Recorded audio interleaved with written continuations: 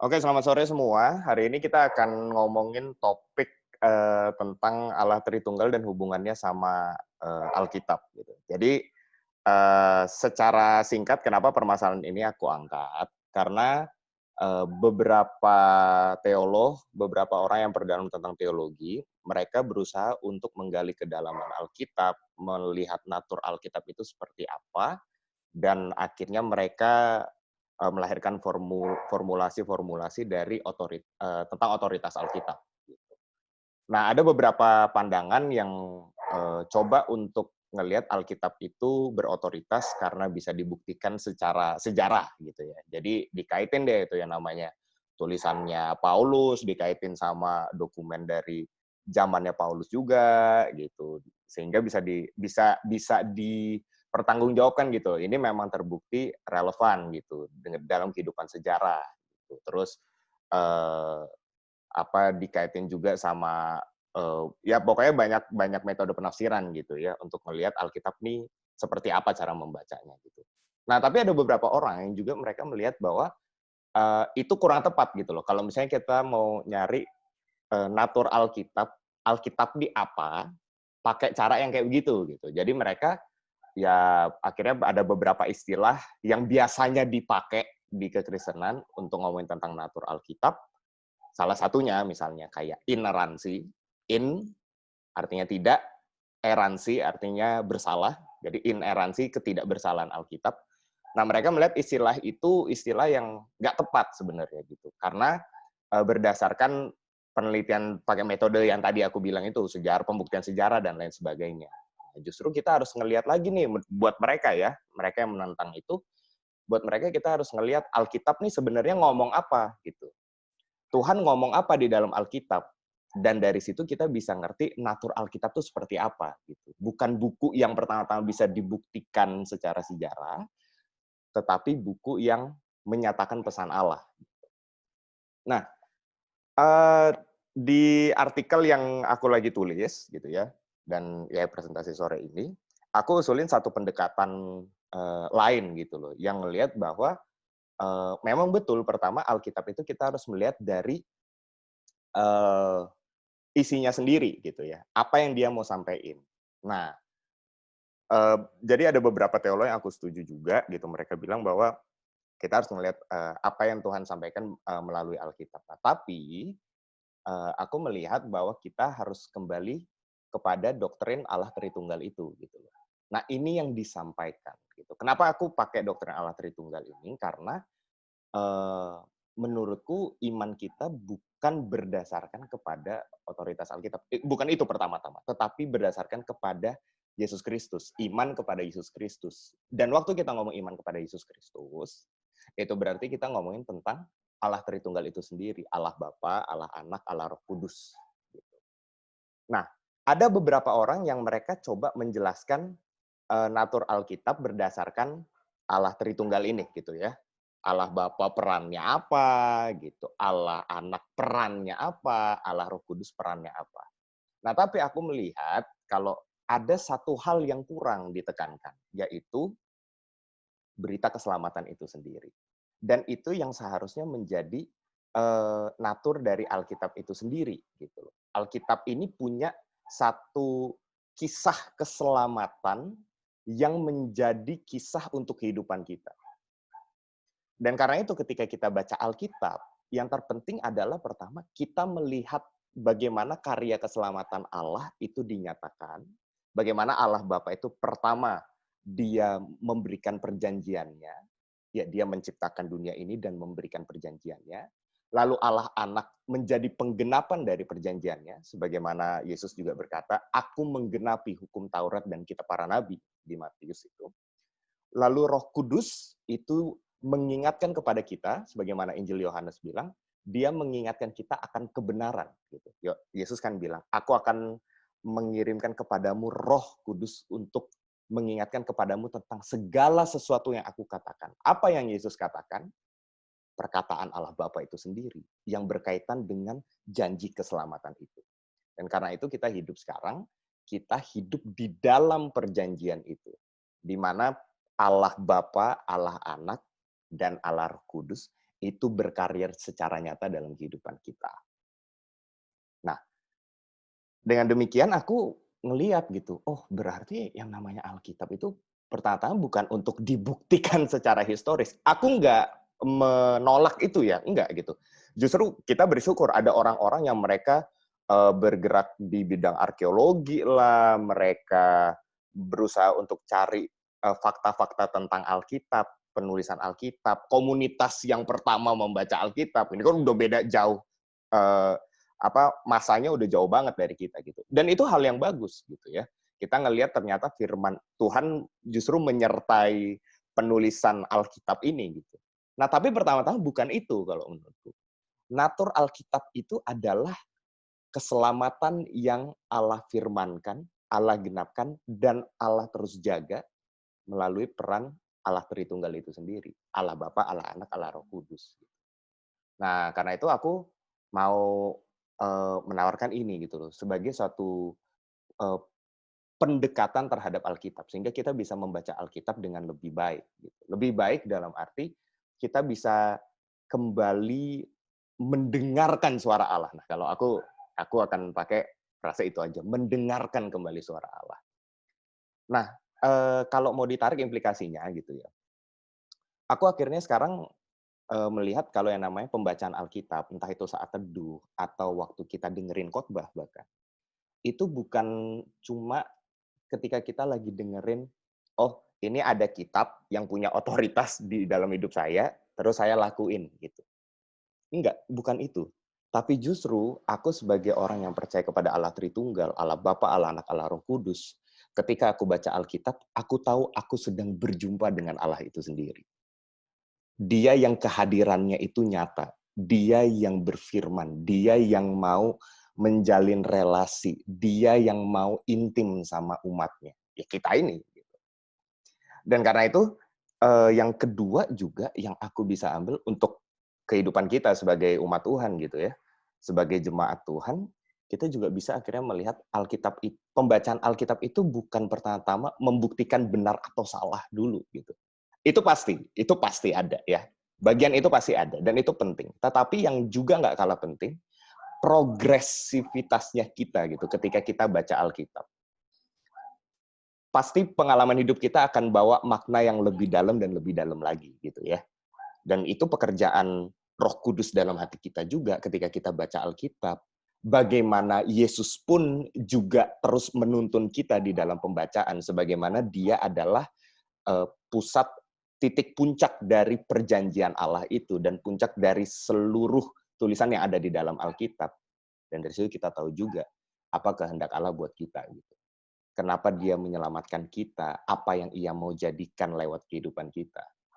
Nah, itu dua hal praktis yang bisa aku tawarin ke kita gitu. Jadi, aku ulangi lagi, ketika kita baca Alkitab, akhirnya kita bisa betul-betul yakin bahwa ketika saya membaca, saya sedang berdialog dengan Allah itu sendiri. Dan yang kedua, Allah mau menghadirkan satu pemahaman yang sifatnya progresif gitu. Lewat pengalaman hidup kita, kita bisa bergumul di dalam firman Tuhan itu. Gak harus kita akhirnya langsung mengerti, tetapi bagaimana kita mau untuk terus mendengar, sebagaimana Allah itu adalah pribadi yang akan terus memimpin, memelihara, dan menolong kita untuk mengerti firman. Kurang lebih itu, secara singkat, aku harapkan ada respons dari teman-teman semua. Thank you. Jangan tepuk tangan dong. Silakan. Iya, waduh. Keren banget firman-nya. Itu kayak satu bulan dirangkum. Suaramu kurang kedengeran, bro. Halo. Agak kecil. Ah, ini lumayan. Halo. Udah jelas.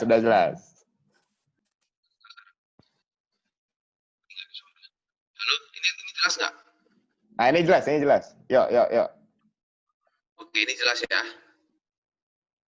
Oke, iya. Iya, maksudnya aku nangkep banget sih maksudnya yang tadi dibilang progresif itu ya. Berarti bukan yang instan. Tapi maksudnya progresifnya itu di situ berkala kan, bertahap kan. Dan apa ya? Dan yang kamu tadi bilang tuh, karena aku ngomong tadi progres. Jadi bukan, ya maksudnya tuh, aduh aku lupa lagi mau bilang apa. Tadi yang masalah progresif itu. Ya udah yang lain dulu deh. Ntar kalau aku ingat aku lanjutin. Oke. Thank you bro. Julian, Meike, kalau ada yang nggak ngerti, bilang nggak ngerti bagian ini ya gitu. Nggak ngerti bang, terlalu luar biasa di kepalaku. Itu nggak ngerti apa ngerti itu jadinya. Tapi gila, kalau dari kamu gimana? Nangkep apa yang tadi aku sampaikan? Atau ada yang butuh diperjelas lagi? Atau mungkin ada respon lagi? Ada tambahan apa gitu? Aku malah tertegur. Soalnya, ya aku malah tertegur, aneh. Gimana? Soalnya aku biasanya kalau baca kalau ibadah atau saat teduh, itu bukan poin sedang berjumpa dengan Tuhan, tapi melakukan rutinitas sehari-hari aja. Demi ya kebaikan. Katanya baik, ya udah lakuin aja. Pikir itu sih. Sorry, aku lanjutin yang tadi aku udah ingat jadinya. Bentar. Aku responnya Julian dulu ya. Jadi, siap. Jadi maksud Julian, selama ini waktu mau ngebaca pemikirannya cuma udah lakuin aja gitu, sebatas itu aja, tapi nggak sampai. Iya. Maksudnya ini lagi momen sama Tuhan gitu kan, lagi momen relasi sama Tuhan. Betul. Gitu. Oke. Iya. Bertobat. Haleluya. Oke. Ada lagi Julian? Ini dulu, nanti mungkin ada lagi. Oke. Thank you. Sen, gimana Sen? Oke. Jadi aku tadi keinget yang tadi aku ngomong tadi, yang kamu ngomong itu progresif ya. Jadi kalau aku nangkapnya itu it's not about the result ya. Jadi baca Alkitab itu bukan baca Alkitab ya, tapi tadi kamu apanya yang progresif tadi, bertemu dengan Tuhan ya, atau pemahaman kita ya, jadi bukan sesuatu yang instan dan yang bisa perfect dan yang resultnya gitu loh. Maksudnya kalau kita memahami itu resultnya adalah maksud ngomongnya itu ya, intinya itu tuh yang tuh kayaknya kalau aku nangkapnya yang kayaknya yang Tuhan harapkan progresnya kita bang sih, bukan kayak masalah resultnya ya. Karena ketika kita nyampe result itu kan ibaratnya ketika kita nyampe finish atau result, namanya manusia, kita pasti bisa keluar dari result itu lagi gitu loh, ya kan. Jadi mungkin standar yang diterapkan itu bukan resultnya, tapi progresifnya. Ketika kita keluar dari result, kita bisa cari resultnya lagi gitu. Nangkep nggak sih maksudnya? Iya. Karena result itu kan finalnya kan, end-nya gitu. Betul. Jadi kayak kita berusaha untuk terus sama yang udah kita pernah dapat ini gitu. Yang padahal mungkin dalam perjalanan hidup ya bisa aja bukan cuma yang ini, tapi lebih luas lagi dari. Iya, benar. Ya, atau enggak mungkin resultnya itu bisa aja dalam bentuk misalnya, wah saya udah sukses tidak melakukan dosa favorit lagi misalnya. Tapi kan sampai kapan gitu kan. Jadi kalau kita udah langsung nge-label itu result, wah gue udah sukses nih, tapi ternyata kita jatuh lagi di tempat lain gitu loh. Jadi kan kita nggak bisa melabel itu bersama Tuhan dengan menggunakan standar result gitu kan. Tapi yang harusnya itu adalah standarnya progresif. Betul. Terus kan, jadi kalau jatuh ya bangun aja lagi. Kalau jatuh ya bangun lagi. Kalau udah perfect pasti ada lagi jatuh lagi dan ya bangun lagi. Betul. Itu sih nangkapnya. Betul. Jadi nah ini bagus juga. Justru kita bisa akhirnya lihat firman Tuhan itu nggak cuma sekedar ngasih tahu do and don'ts-nya untuk kita, tapi jadi pagar untuk kita gitu. Pagar untuk kita di mana kita akhirnya bisa bergerak di sana. Kadang kita bisa jatuh juga gitu kan. Kalau ibaratkan firman Tuhan itu akhirnya jadi padang rumput yang ada pagernya gitu. Kita bisa aja jatuh gitu ya padang rumput itu. Tapi ya it's okay selama kita masih ada di dalam situ gitu loh. Bukan untuk gimana biar bisa lari yang benar gimana gitu. Bukan itu pertama-tama. Benar, benar. Dan kembali satu lagi aku mau tambahin tadi, berarti aku nangkapnya dan Alkitab dan Firman Tuhan itu bukan untuk kita untuk jadi sempurna ya, tapi belajar terus dari kekurangan itu. Betul, betul. Ada perbaikan demi perbaikan, evaluasi demi evaluasi. Ada perbaikan, ya. Oke. Ada lagi, Bro? Enggak, itu aja. Itu udah dalam banget, udah berpikir keras, udah sakit kepala tuh. Thank you, Bro. Baik, Yuk, nggak apa-apa.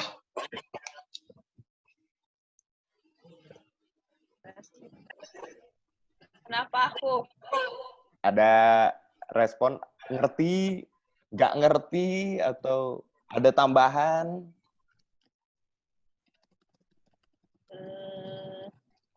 Nggak sih, paling cuma itu sih tadi dibilang sama Julian, kayak rutinitas kita baca Alkitab itu atau pada saat kita renungan, mungkin cenderungnya bukan ngelihat momen kita berelasi dengan Tuhan sih.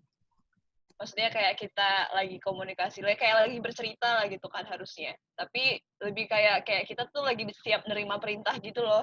Kayak itu tadi yang Abang bilang, ada do's and don'ts-nya. Jadi kayak ya setiap kali baca Alkitab ya, kayak kita tuh menanti-nanti apa nih yang nggak boleh dikasih tahu sama Tuhan kayak gitu. Padahal sebenarnya kan lebih dari itu. Kan soalnya dibilang juga sebenarnya isi Alkitab itu kan sebenarnya tentang kita manusia berelasi sama Tuhan kan. Jadi iya sih, ya. Dan itu juga yang poin yang benar yang Meike bilang. Itu salah satu poin juga yang aku akhirnya renungkan ulang sih, gitu, tentang saat teduh gitu ya. Karena aku pribadi pun juga akhirnya dicuci lagi lah otaknya gitu loh, gara-gara apa yang aku lagi tulis ini gitu. Ternyata firman tuh lebih daripada ya cuma itu, benar ya, bukan cuma do and don'ts-nya itu doang gitu, enggak, tapi gimana kita bisa jatuh dan bangun lagi di atas Alkitab itu sendiri gitu. Dan itu jadi apa ya, semacam konteks hidup kita akhirnya jadinya gitu. Itu yang aku lagi terus pelajarin juga sih. Dan benar yang tadi Stanley bilang, bukan tentang menjadi sempurna itu, enggak gitu. Ya bukan untuk menjadi sempurna, tapi justru terus ada, makanya kita tahu ada istilah pengudusan itu kan, sanctification itu ada gitu. Dan justru sanctification yang benar itu ternyata yang berakar di dalam Alkitab itu sendiri gitu. Iya. Ada lagi dari teman-teman? Julian mana ini? Aku udah. Dari itu aja. Thank you. Dari Meike, ada masukan apa atau tambahan lagi?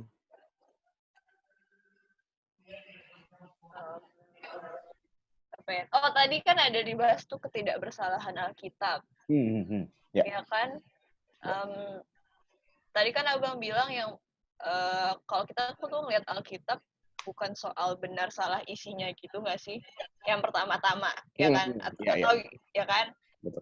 Tapi kalau misalkan, maksudnya kalau misalkan orang-orang, maksudnya ada yang emang kayak kepo banget gitu. Soalnya kan misalkan apalagi untuk orang-orang yang mungkin belum kenal Tuhan gitu kan. Kan pasti kayak lebih menuntut sesuatu yang logis dan ada pembuktiannya gitu loh. Iya. Itu gimana tuh? Nah, itu pertanyaan bagus. Jadi memang agendaku ada bukan untuk bilang itu salah, balik lagi gitu ya. Tapi pertama-tama yang aku mau sampaikan gini, gimana orang Kristen gitu ya. Orang Kristen pertama-tama membaca Alkitab gitu. Dan apa yang akhirnya ada di dalam Alkitab itu sendiri gitu. Nah, jadi kita membacanya ya balik lagi ya, kita berjumpa dengan Allah, narasi keselamatan itu semua dan bagaimana progresivitas itu.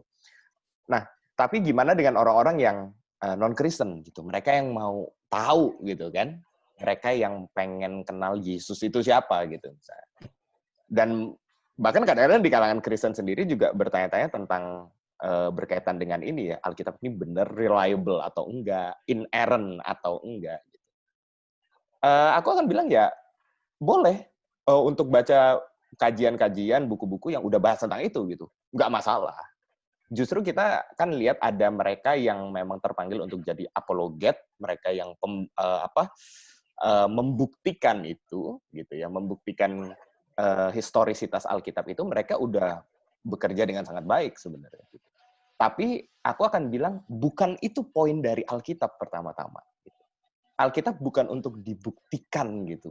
Oh ini reliable, ini sejarahnya gitu. Tapi pertama-tama ya itu balik lagi perjumpaan dengan Allah yang benar itu. Gitu. Jadi aku nggak menggeser itu. Justru itu bagus, tapi ada ruang sendiri, nah gitu. Dan balik lagi itu bukan yang pertama-tama kita temukan di Alkitab. Gitu. Alkitab justru memberitahukan Allah Tritunggal dan narasi keselamatan oleh Allah Tritunggal itu sendiri. Gitu.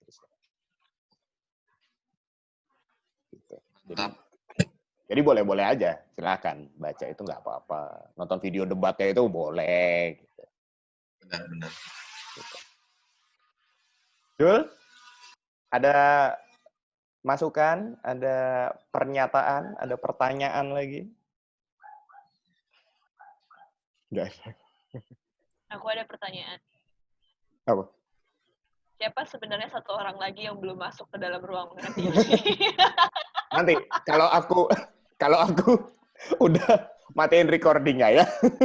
Ini kayaknya nggak bisa gitu ya. Oke, kalau nggak ada, aku akan tutup. Kita berdoa sebentar ya. Aku mau doain kita semua. Ya,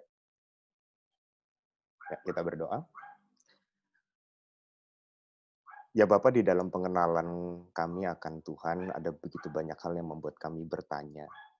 Tetapi biarlah ketika kami menyadari ada Allah Tritunggal yang terus bersama dengan kami tidak malu, bahkan lebih jauh lagi kami berani untuk bertanya tentang Tuhan, tentang diri kami, tentang apa yang ada di depan kami, realita hidup kami.